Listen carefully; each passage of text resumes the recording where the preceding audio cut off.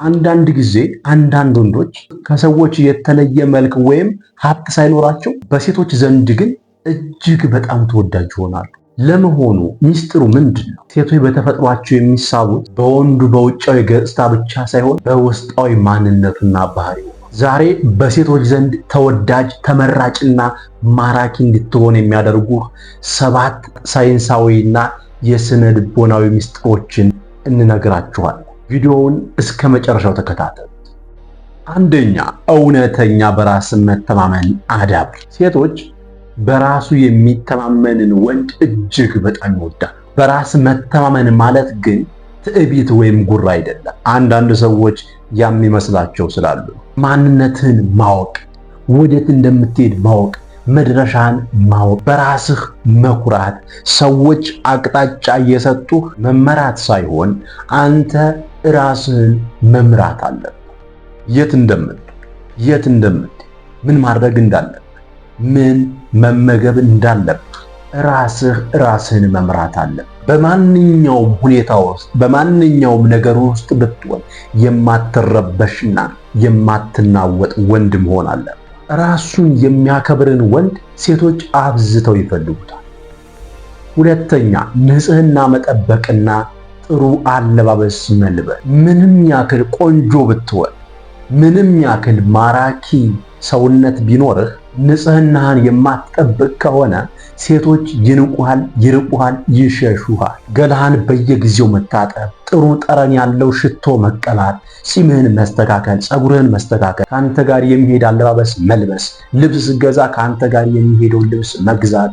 አሁን አንዳንድ ሰዎች የሆነ ሰው ላይ አምሮ ካዩት ለነሱም የሚያምርባቸው ይመስላል። ያንን ልብስ ይገዙትና መጥቶ እዚህ ሲለብሰው ከሱ ጋር በጭራሽ የማይሄድ ይሆናል።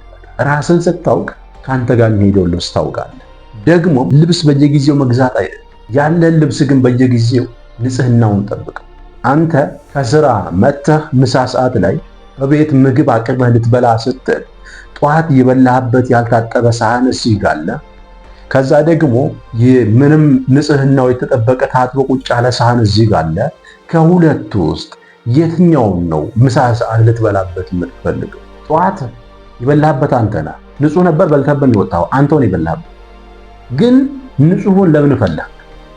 አይምሮህም አይቀበለውም። ንጹሁን ነው የምትፈልግ። አየህ፣ አንተ ልብስ በየጊዜው መግዛት ሳይሆን እንደዛ እንደየሳህኑ በየጊዜው የምታጥብ ንጽህናውን የምትጠብቅ ከሆነ ልክ አንተ ንጹሁን ሳህን እንደፈለግከው ሁሉ ንጽህናህን ከጠበቅ እንደዛ እሷም ትፈልጋለች። ንጽህናህን ካልጠበቅ ግን የቆሸሸውን ሳህን እንዳልተመገብክበት ሁሉ እሷም አንተን እንደ ሳህኑ ትተውሃለች። ንጽህናህን ጠብቅ። ሶስተኛው፣ ጥሩ አድማጭና ስሜትን የሚረዳ መሆን። አብዛኛው ወንድ ሴት ልጅ ስታወራ መፍትሄ ለማምጣት ይሮጣል። ዛሬ ስራ በዝቶብኝ ነው አልኩ ስትለው በቃ ከሰዓት አትሂጂ፣ ወይንም ነገ ቅሪ፣ ወይንም ደግሞ ስራሽን ቀንሽ፣ ወይ ሌላ ሰው አስገቢ ይላል። እንደራሱ መስሎት። እንደዛ አትበል። ዛሬ ስራ በዝቶብኝ ነው የዋልኩ ስትልህ ነይ ብለህ ቀፍ። ግን ታውራ፣ አዳምጣት፣ አታቋርጣት።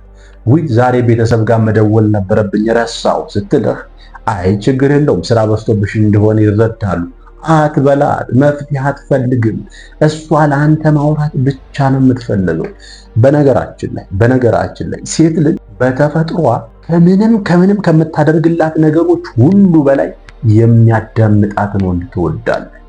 አንተ ችግር ሲገጥምህ ችግሩ ስትሆን መፍትሄ አመጣህ በመፍትሄው ያን ችግር እንደምታልፈው ሁሉ እሷ ችግር ሲገጥማት ሲጨንቃት ችግሯን መፍትሄ የምታደርገው ማውራትን ብቻ። ካወራች ችግሩ ተፈታ። ስለዚህ ለዚህ ምንድነው መድኃኒቱ? ዝም ብለህ አዳምጣ። አራተኛው፣ ቀልድ አዋቂ መሆን።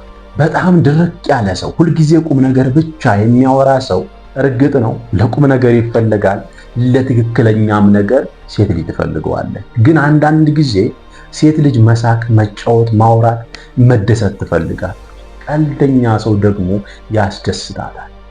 አንተ ቀልድ እንኳን ባትችል አንተና እሷ ስትተዋወቁ እሷን የሚያስቃት ነገሮች ምን እንደሆኑ ላይ እነኛን ለይተህ እኔ እንኳን እዚህ ጋር እነዚህን አደርግ ባልልህ እሷ የምትፈልጋቸውን ነገሮች እያወራ ለማሳቅ ሞክር። ነገር ግን በጣም ቀልደኛ በጣም ፌዘኛ አትሆን፣ ትንቃለች። ምናልባት በጣም ቀልደኛ በጣም ፌዘኛ ስትሆን በጣም ኮሜዲ ስትሆን ለቁም ነገር ሳይሆን እንደ አዝናኝ ልታይ ትችላለች፣ እንደ ጌም ልታይ ትችላለች። ስለዚህ በጣም ቀልደኛም ሳትሆን የተወሰነ እሷን የሚያስደስታትን የሚያስቃትን ነገር ጣል የምታደርግ ወንድ ሁን። አምስተኛው የራስህ አቋምና ድንበር ሊኖር ይገባል። ለሁሉም ነገር እሺ የሚል ወንድ ለሴት ልጅ አሰልች ይሆንባታል። ሴት ልጅ አይሆንም የሚላትን ወንድ ትወዳለች። እንዲህ እናድርግ፣ እሺ፣ ይሄን አምጣልኝ፣ እሺ፣ ስራህን ተውና ወደ እኔ ጋር ና፣ እሺ፣ ይሄንን ምግብ እንመገብ፣ እሺ፣ እዚህ ቦታ እንሂድ፣ እሺ። የራስህን ስራ ና ስትል ትተህ የምትመጣ ከሆነ በራስህ አተማመን የራስህ አቋም የለህም። ከዚህ እስከዚህ ሰዓት ከዚህ እስከዛ ሰዓት በሰዓት መድበህ የምትንቀሳቀሰው መሆን አለበት እና ስትል አይ እዚህ ጋር ስራ አለኝ ስራዬን ሲጨርስ እደውልልሻለሁ፣ አይ ይሄንን ማድረግ አለብኝ ይሄንን ሳላደርግ እንደዛ አይሆን። በእርግጠኝነት አንተ የምታስበው አይ ካልኳት ጥላኝ ትሄዳለች፣ እሺ ስላልካ ግን ጥላት ትሄዳለች። ለምን? አይ ስትላት ለጊዜው ልትከፋ ትችላለች፣ ግን በጣም ትወዳለች። ለወደፊት ዓላማ የምትተጋ ወንድ እንዲሆን ታስባለች። ሁልጊዜ እሺ እሺ እሺ የምትላት ከሆነ ነገ ስትጋቡ ከቤተሰቦች ጋር ሂድና ተጣላ ስትልህ እሺ ብለህ ልትጣላ፣ ቤተሰቦችም ደግሞ መጥተው እንዲህ አደረግ ሚስትህን ፍታ ሲሉ ነገ ልፈታት ነው። አይሆንም ማለት ባለብህ ቦታ አይሆንም፣ እሺ ማለት ባለብህ ቦታ እሺ ማለት ነው። ስድስተኛው እውነተኛ ማንነትን ማሳየት። አንዳንድ ወንዶች የሆነ የሚወዱትን አክተር ባህሪ ይዘው መጥተው የሆነ የሚወዱትን ሰው አለባበስ ይዘው መጥተው የሆነ የሚዘንጥን ሰው የሆነ ጥሩ የሚናገርን ሰው ንግግር ይዘው መጥተው የነሱ አንዳችም ቅንጣትን ታክል ነገር ሳትኖር በዛ ብቻ ያንን ነገር ሲተገብሩት ያንን ነገር ለሷ ሲያሳዩት ትወደኛለች ብሎ ይቆያል። ግን አትፈልግ። እስኪ አንድ ጥያቄ ልጠይቃችሁ። እኔን ከዚህ በፊት አይታችሁኝ የማታውቁ ሰው ይሄን ንግግር ቀይሬ በሌላ ሰው አነጋገር ብናገር ትለዩብኛላችሁ? ወይም ይህ አሁን የምናገረው ንግግር የኔ ባይሆን የሌላ ሰው ንግግር አምጥቼ ብናገር ትለዩብኛላችሁ? ከኔ ጋር አትቆዩ። እንኳን የሚያውቅ ሰው የማያውቅህ ሰው መጀመሪያ ገና ሲያይህ አለባበስህ፣ አካሄድህ፣ አረማመድህ፣ አመጋገብህ፣ አነጋገርህ፣ ሁሉም ነገርህ ያንተ ይሁን አይሁን ይለያል። ራስህን ሳትሆን እያስመሰልክ የምትኖር ከሆነ ይችን ልጅ አቀርባታለሁ ብለህ የምታደርገው ማስመሰል ይበልጥ እያራቃት ነው። ሰባተኛው በሷ ለመወደድ ብለህ ያለፈ ታሪክን እያለቀስክ እያሳዘንካት አትንገራት።